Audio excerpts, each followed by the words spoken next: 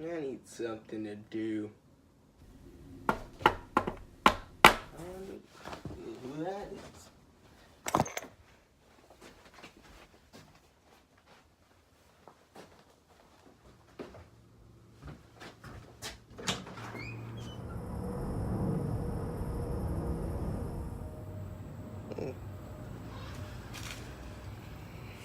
Too Yancy.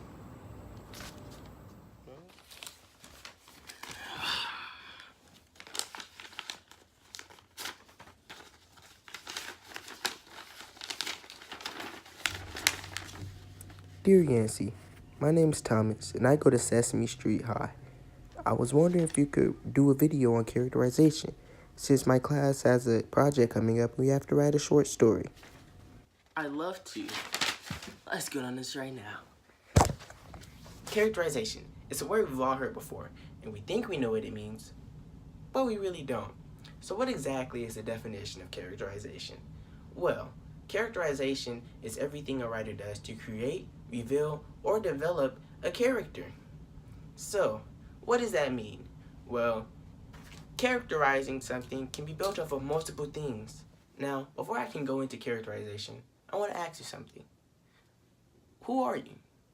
Are you strong? Athletic? Are you funny? Clumsy? Charming? All of these things go into characterizing a character. So, what makes up characterization? Well, characterizing can be making them an antagonist, a protagonist, a sympathetic character, or an unsympathetic character, using a foil, or making them round or flat, making them a static character or a dynamic character, or making them a stereotype, which is something we really shouldn't do. Now, before going to any of those, I have to explain what direct characterization is and what indirect characterization is. So, direct characterization is when the author writes into the book exactly what they want the people to know about their character. For instance, if in A Christmas Carol, the author said Scrooge was a rude, indecent man who was always cranky, that would be direct characterization, because the author is telling us what they want us to see the main character as. Well, on the other hand, if the author of The Christmas Carol used indirect characterization, they'd show how bad Scrooge is through the other characters in the story. They'd use his actions to show who he is. Protagonist and antagonist. We've all heard these terms before, and we pretty much know what they mean, but let's go into deeper detail about what it is. The protagonist is the person in the story who we usually root for. It's the person who is normally called the hero.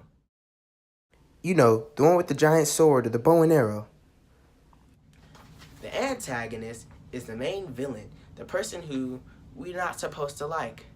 For instance, the person in that one Disney movie who you thought was super scary, but later on realized it's just an old lady in a robe. There's nothing to be scared of.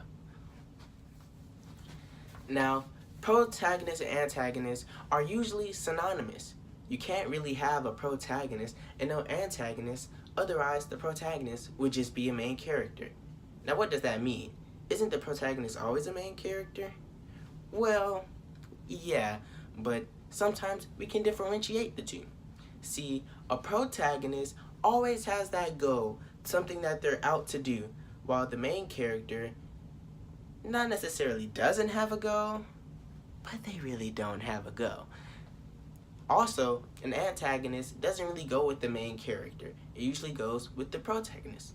Now, a protagonist and a main character can be the same thing in occasion, such as Harry Potter. For instance, Harry Potter. In that story, Harry is both the main character and the protagonist.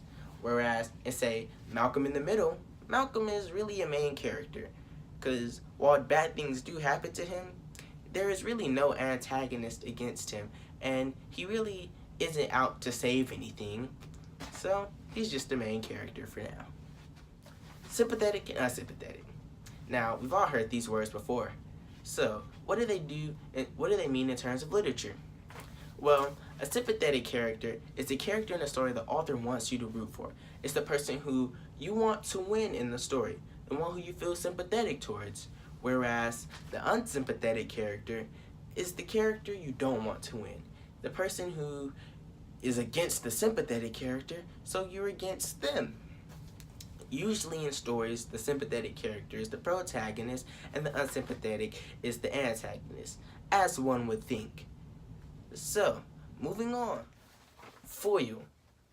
Now I know what you're thinking. What does foil have to do with literature? Well, I'm not talking about aluminum foil. You know, that thin metal that's really handy when it comes to wrapping up food, but also super annoying. Why does it keep ripping? Anyways, I'm talking about a character foil. Now, a character foil is when an author takes a character and puts it next to the main character to contrast the main character and show the better sides of the main character. Now, I know I said main character a lot in there, so let me give you an example. Let's take Rick and Morty, for instance. On one hand, we have Rick, the rude grandpa who drinks a lot and is always cranky. On the other hand, we have Morty, the scared grandson who is always complaining. These two foil each other. Morty's excessive complaining shows how calm and collected Rick is at times, but Rick's rude attitude shows how much more of a nicer character Morty is at times. That's basically all that is to foiling. It comes from the term where they take foil and put it under a gem to show how bright the gem really is. Anti-hero. Now, come on. We know what an anti-hero is. Batman, Deadpool, we love anti-heroes. But let me just break it down so you can have a better understanding.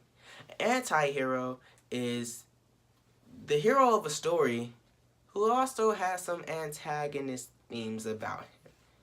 It's usually the person who is good, but not really good.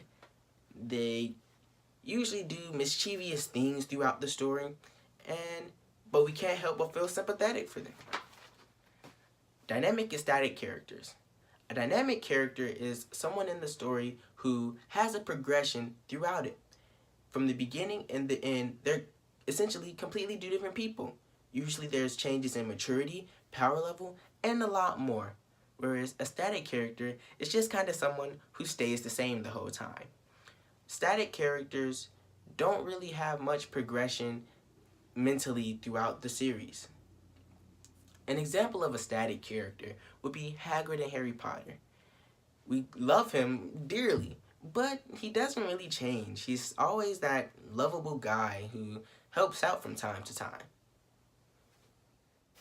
Flat and round characters.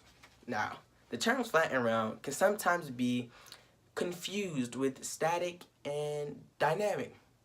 Well, essentially, a flat character is a character who doesn't show much emotion throughout. We don't really know much about them, they're just kind of there. Whereas a round character is a character with complexity, who we know how they feel throughout the whole story, and we can tell how they really are.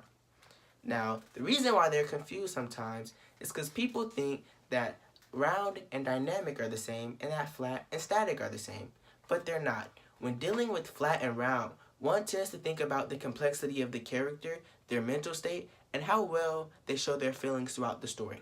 Whereas a dynamic and a static character is mainly focused on their personal development, how they're different from how the character is different from themselves when the story began. Well, there you have it. That pretty much goes into characterization. All those terms that I just told you is how authors come up with the characters that they talk about.